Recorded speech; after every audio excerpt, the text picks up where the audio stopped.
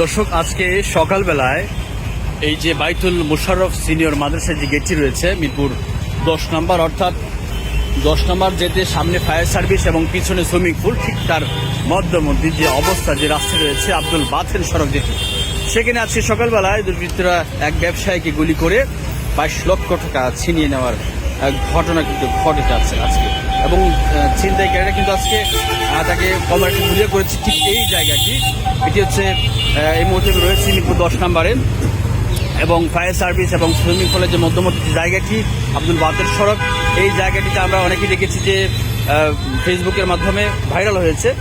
এই জায়গাটিতে যখন সে টাকা দিচ্ছিল না, জোরাজুরি করছিল, তখনই তাকে গুলি করে এবং তাকে ফেলে এখান থেকে দুর্বৃত্তরা প্রায় 22 লক্ষ টাকা নিয়ে যায়। মোট 6 জন লোক ছিলেন এবং যে আহত হয়েছে তার বাড়ি হচ্ছে জামালপুরে তার বাড়ি।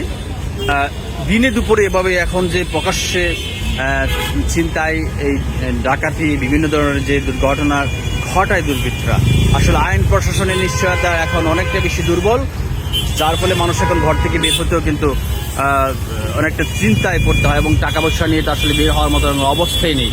দেখতে পাচ্ছি মানুষ কিন্তু এই জায়গাটা অনেকটা জমজমাট একটি জায়গা এবং এই জায়গাটিতে কিন্তু আজকে দিনে প্রকাশ্য দিবালোকে এই ঘটনাটি ঘটেছে এবং এই যে এখনো কিন্তু রক্ত জমাট এখানে শুকিয়ে রয়েছে এবং মানুষের দিকে আসছে, সবসময় কিন্তু এখানে মানুষের ভিড় থাকে।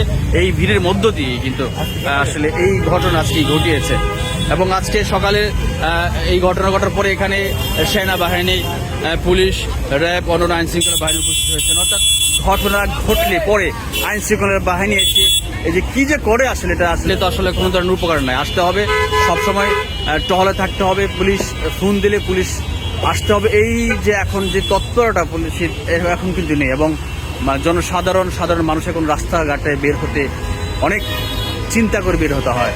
টাকা পয়সা নিয়ে বের হইলে আসলে তাদের মনে এখন ভয় থাকে, আতঙ্ক থাকে, কখন কি হয়ে যায়।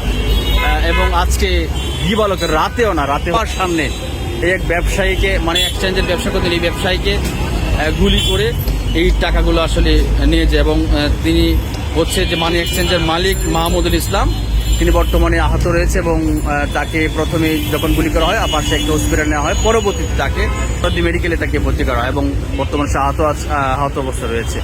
মানুষের নিশ্চয়তা আসলে এখন আগের মতো নেই। দিনে দুপুরে যেভাবে বাড়ছে সেভাবেই ঘটনা ঘটাচ্ছে। আমরা দুদিন আগেও দেখেছি পল্লবীতে, মানে rail station, metro rail station নিচে একজনকে চুরি ধরে তার কাছ থেকে ফোন নিয়ে যায় এবং মগবাজার আমরা দেখেছি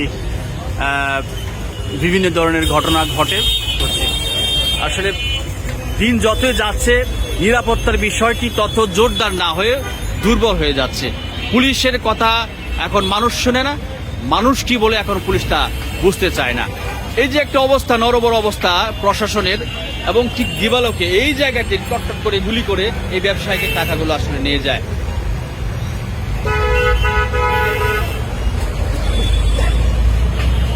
এবং মানুষ দেখছে এবং আসলে কিছু করে না। এগুলির সামনে তো কেউ সাধারণ মানুষ আসতেও চায় না।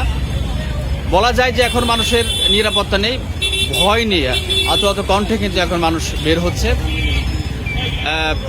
তারপরেও আইন প্রশাসন তারা যদি একটু জোরদার থাকলে মনে হয় একটু মানুষের সেফটি ভালো হবে। আমরা দেখি ঘটনার পরে পুলিশ আসে, সেনাবাহিনী আসে।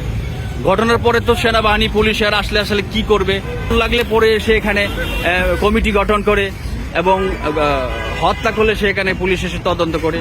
আগে আসলে তারা কিছুই করে না, আগেও কিছু করতো না, এখনো কিছু করে না। এভাবেই চলতে থাকবে, এভাবে মানুষ মরবে, এভাবে জনসাধারণ আসলে ভুক্তভোগী দিনের পর দিন হয়ে যাবে। তো সবাই সাবধানে থাকবেন। ধন্যবাদ।